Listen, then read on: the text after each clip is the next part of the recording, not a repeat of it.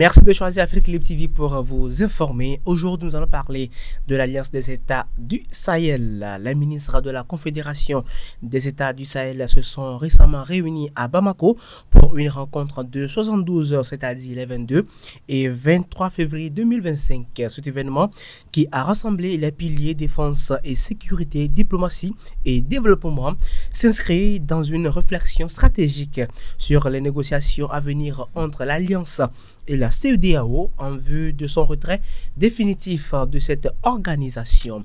Et les travaux ont abouti à l'adoption de documents de référence qui serviront de base aux discussions avec la CEDEAO tout en veillant à préserver les intérêts fondamentaux des populations de l'AES.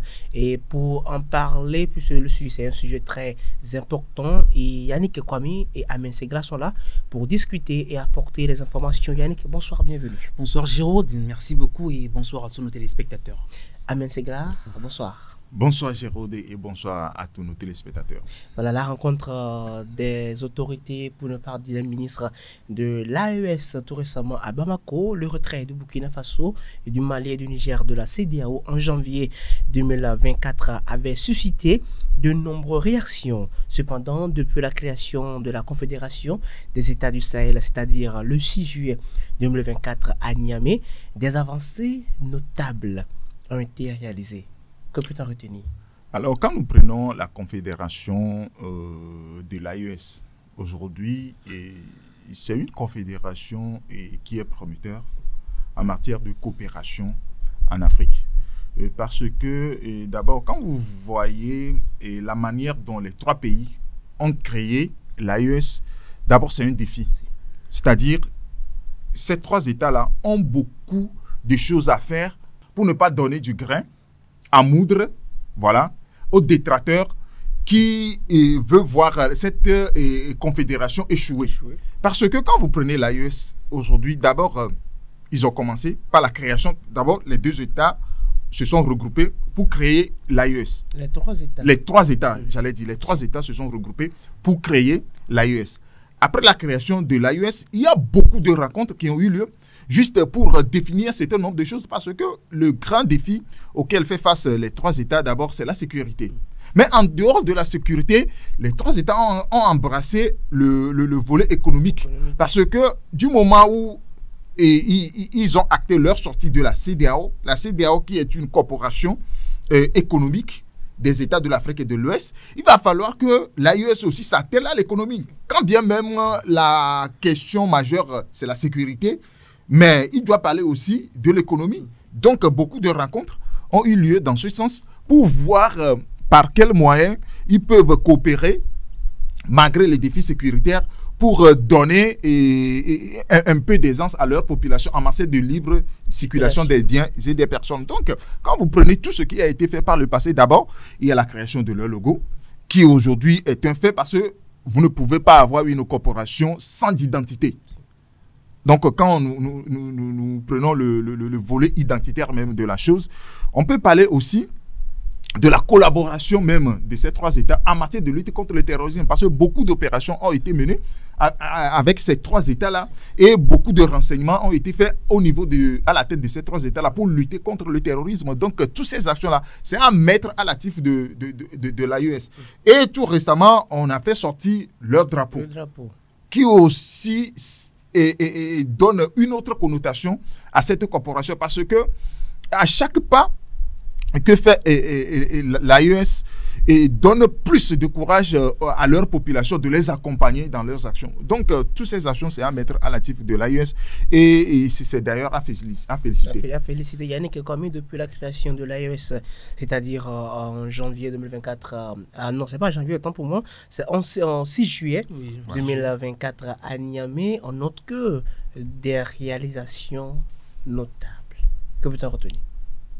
Oui, vous savez, il a fallu que ces trois pays, le Mali, le Niger et le Burkina Faso, se débarrassent de ces impérialistes bleu, blanc, rouge et leurs valets locaux en Afrique pour renouer enfin avec la paix, avec le développement et avec le progrès, vous savez. Et depuis que cette confédération des États du Sahel a été mise sur pied en juin 2024, comme tu viens de le dire, Il y a eu beaucoup d'avancées qu'on ne peut pas toutes citer, mais pour en retenir quelques-unes, prenez par exemple le volet sécuritaire de la chose. Vous savez, la lutte contre le terrorisme a atteint un niveau vraiment, je manque de termes pour le dire, mais beaucoup d'avancées ont été faites, beaucoup d'avancées ont été réalisées, beaucoup de territoires, par exemple, ont été récupérés des mains des terroristes. Quand vous prenez par exemple le nord du Mali, du Niger, avec la frontière, avec l'Algérie par exemple, et ces régions, bien ces territoires, étaient des nids à terroristes, bien des nids aux terroristes, mais ces territoires ont été vraiment récupérés. Et tout ça, grâce à quoi? Grâce à l'armée qui a été modernisée. Chacun de ces pays a mis les moyens pour reformer, pour réorganiser l'armée. Et, tenez-vous bien, pas avec l'argent des aides, mais plutôt avec les ressources du pays, avec l'argent mobilisé par les ressources locales, par les ressources nationales. Il est important de le préciser. Et en dehors du côté sécuritaire, Ahmed vient de le dire, que c'est la sécurité qui a été l'objet principal de la création de cette alliance. Mais quand on parle de sécurité, il faut également parler d'économie parce que les deux vont de pair. Si les gens meurent de faim, si les choses ne vont pas bien dans le pays, si les gens souffrent, si les gens n'arrivent pas à se soigner, eh bien c'est normal qu'ils se révoltent, c'est normal qu'ils rejoignent ces groupes terroristes. Donc, quand vous voulez s'occuper, mais quand vous voulez vous occuper du côté sécuritaire, ben, il est important d'assurer également vos arrières en prenant le soin de faire développer l'économie. Et c'est ce qui a été fait, c'est ce qui est en train de se faire dans ces trois pays-là. Quand vous prenez par exemple l'économie, eh bien, l'agriculture est modernisée. Tout est fait pour que les productions agricoles vraiment soient boostées afin d'avoir... tout est fait pour que les productions agricoles soient boostées afin de lutter contre la faim dans ces pays-là. Aujourd'hui, le quotidien des Maliens, des Burkinabés, des Nigériens n'est plus le même. Avant, c'était difficile pour certains, pour certaines localités de trouver à manger, de trouver de l'eau à boire. Mais tout ça, toutes ces questions ont été prises en charge par les dirigeants actuels qui sont à la tête de ces différents pays, que sont le Mali, le Burkina Faso et le Niger. Donc, la réunion de ces ministres de l'Alliance des États du Sahel est une réunion vraiment charnière. En fait, il faut préciser que c'est la première fois d'organiser une réunion de ce genre parce que avant, c'est juste les ministres des Affaires étrangères, soit les ministres des Affaires étrangères, soit les ministres des Affaires, les ministres de la sécurité, voilà, qui se réunissent. Les experts également. Mais aujourd'hui, vous allez voir que c'est des ministres de 3 portefeuilles différents qui se réunissent, qui se sont réunis lors de cette réunion-là. Vous avez les ministres des Affaires étrangères, les ministres de la sécurité et de la défense et les diplomates. Diplomates et puis le développement. Exactement, les ministres des finances et tout de ces 3 pays. Donc, c'est une manière pour eux, comment dire, d'accélérer la cadence, d'accélérer le rythme du développement de ces 3 pays-là. Et vous allez voir parmi les questions qui ont été épluchées, vous allez voir la création, le projet de création de la Banque confédérale de l'investissement et du développement, les projets de création des infrastructures comme les projets de routes, d'autoroutes et tout. Et vous avez également la question du central d'achat, d'accord, du central d'achat des produits de première nécessité. Donc, toutes ces questions ont été étudiées, d'accord, pour voir dans quelle mesure ces 3 pays peuvent accélérer le développement des pays de l'AES. Donc, beaucoup d'avancées ont été réalisées depuis que la Confédération des États du Sahel a été mise sur pied. Donc voilà. Voilà, merci. Nous allons rester toujours avec la réunion des ministres. Et l'un des points majeurs de cette réunion a porté sur l'examen des prochaines étapes de dialogue avec la CEDEAO. L'objectif est de mener des négociations et aboutissant à des conclusions profitables à l'ensemble des populations. À Mensigla, peut-on percevoir un esprit de coopération de la part des autorités de l'AES? Alors, lorsqu'il s'est agi pour ces 3 pays-là d'acter leur retrait de la CEDEAO, beaucoup sont ceux qui ont poussé le cri d'orfraie par rapport à leur situation économique.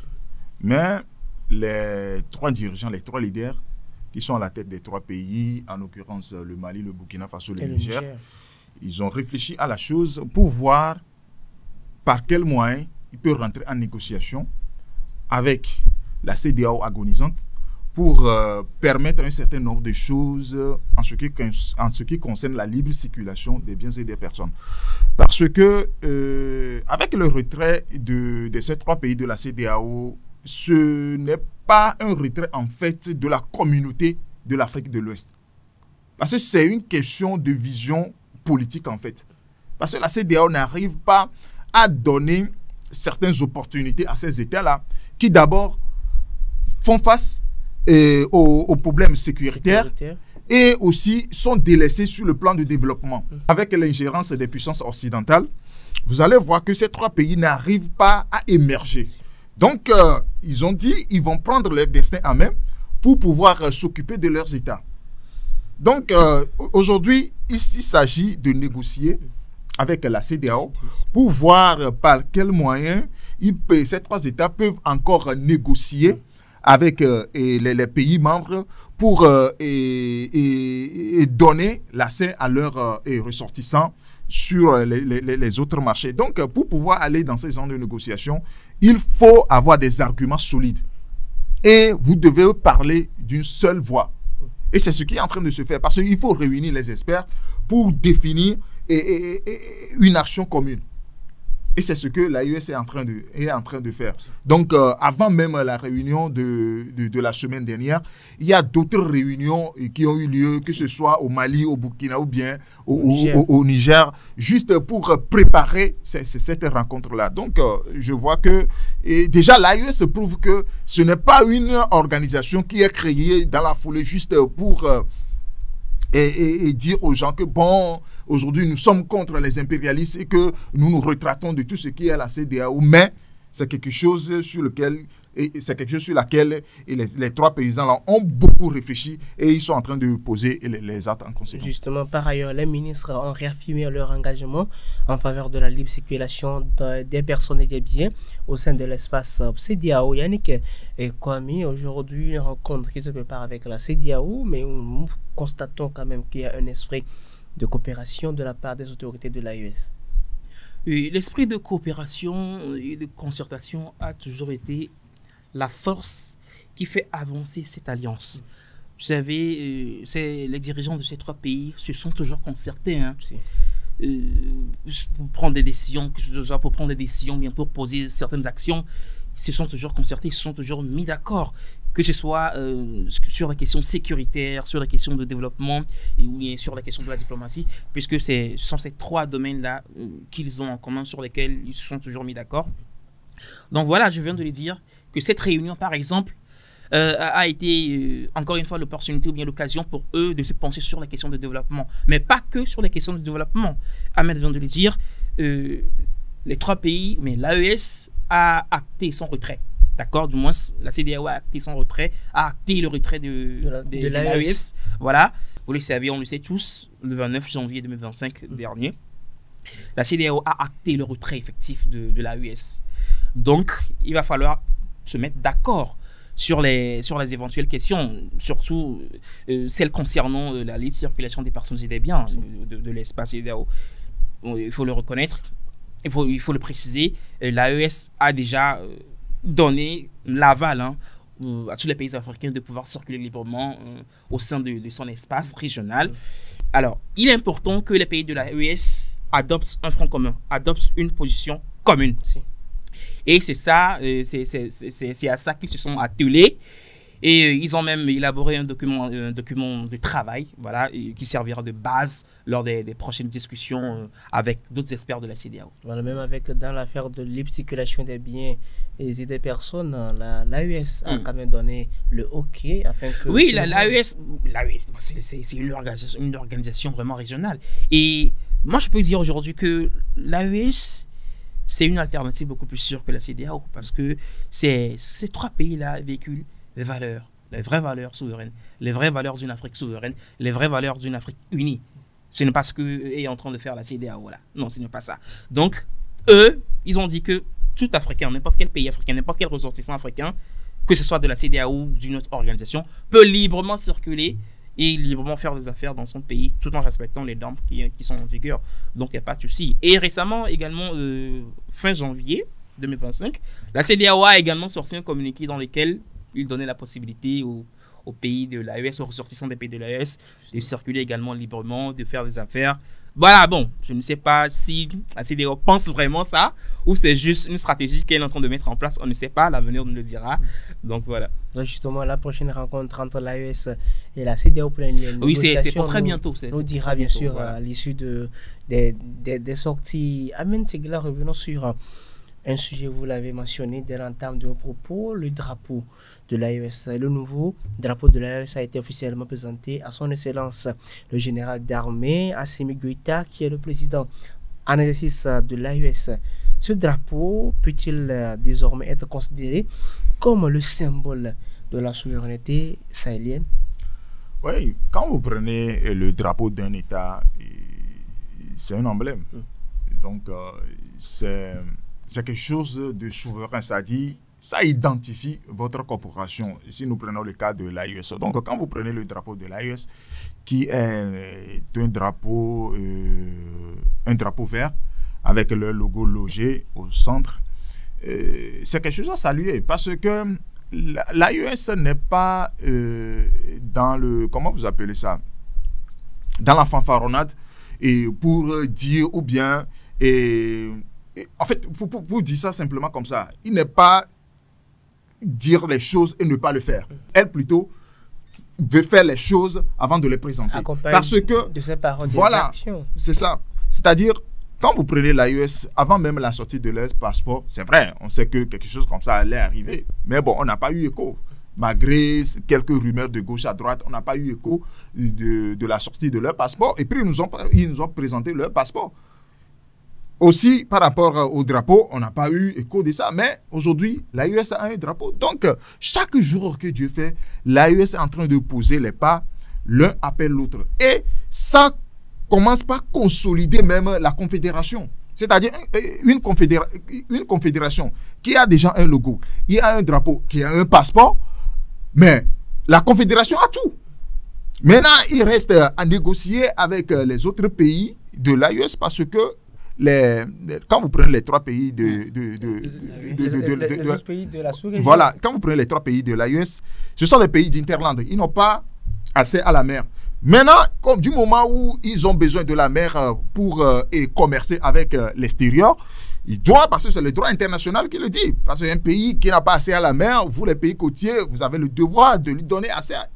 Donc aujourd'hui, ils sont obligés, les autres pays de la CEDEAO, obligés de négocier avec les pays de l'AES pour voir dans quelle mesure ils peuvent encore commercer ensemble, ne serait-ce que sur ce point. Donc, c'est de bonnes guerres. Donc, pour globaliser ou bien pour répondre à ta question, avec le drapeau de l'AES, c'est encore un pas vers l'avant pour la consolidation de cette confédération. Voilà, Yannick, le drapeau de la CEDEAO est un symbole de la souveraineté sahélienne. Ah, tout à fait. Vous savez, la création du drapeau de l'AES n'est que la suite logique des actions mises en place pour affiner l'identité de l'AES en tant que réalité politique.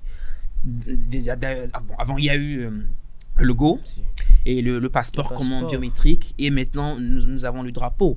Et vous savez, la présentation de ce drapeau-là à Assimi Goïta, le président en exercice de l'AES, est un vrai symbole, un symbole de, comment dire, de l'affirmation de l'AES en tant qu'entité politique internationale. Et vous savez, à chaque fois que ce drapeau soufflera, ce sont les valeurs de souveraineté, d'intégration régionale qui seront distillées à travers toute l'Afrique. Et j'espère que cela va contaminer les autres pays à rejoindre cette réalité-là, cette réalité qui fait rêver, voilà, qui fait rêver tous les Africains. Ce drapeau également symbolise cette volonté de s'affranchir des autres pays, de s'affranchir des dominations des pays extérieurs, comme les pays occidentaux, qui ne cherchent qu'à s'enrichir sur le dos des peuples africains. Les pays de l'AES ont dit non. Assez, c'est assez. Il est temps de propulser nos pays vers une dimension beaucoup plus conséquente que ce que nous avions eu par le passé. Donc, ce drapeau, et déjà même la couleur qu'ils ont utilisée, elle est évocatrice. Voilà, ouais. Le vert, c'est l'espoir, c'est le renouveau, c'est la croissance, vous voyez. Donc, ce drapeau, elle est bienvenue. Et j'espère que, Ahmed vient de le dire, c'est un symbole. Quand un pays veut se faire reconnaître à l'international, veut exprimer que non, je suis un pays souverain, ben, c'est le drapeau qui vient, voilà, estampiller tout ça. C'est le drapeau qui vient, comment dire, sceller tout ça. Et il était important que l'AES adopte un drapeau, voilà, qui symbolise la réalité qu'elle incarne. Voilà. Alors justement, merci à vous, Yannick. Nous allons terminer par vous. Un mot pour terminer rapidement. Ben, moi, je tiens toujours à féliciter l'AES. L'AES, si vous voyez à son début jusqu'à maintenant, elle adopte une politique cohérente. Elle a toujours été cohérente dans ses actions. Quand elle annonce, quand elle dit quelque chose, eh bien, elle le fait. Donc, la CEDEAO et l'UEA et l'Union africaine devraient en prendre de la graine. C'est important. Voilà, le message est lancé. Amen Sigla. Alors, je vais rebondir sur ce que Yannick vient de dire comme conclusion. D'abord, l'AES n'est pas dans les faits d'annonce. C'est-à-dire dire des choses. Des promesses. Puis, voilà, dire les choses et puis aller se coucher. Non. Quand vous prenez d'abord leur devise, un espace, un peuple, un destin. Et quand vous prenez leur logo, il y a trois étoiles qui symbolisent les trois membres fondateurs. Mais il y a de l'espace pour les autres pays d'ajouter d'autres étoiles. Tout à fait. Donc aujourd'hui, tout ce que l'AES est en train de poser comme acte prouve à beaucoup de personnes que vraiment ces gens-là, ils veulent faire quelque chose de sérieux. Alors, si la CEDEAO, qui est aujourd'hui agonisante, n'arrive pas à satisfaire ce que vous attendez d'elle, mais qu'est-ce qui vous empêche de rejoindre l'AES?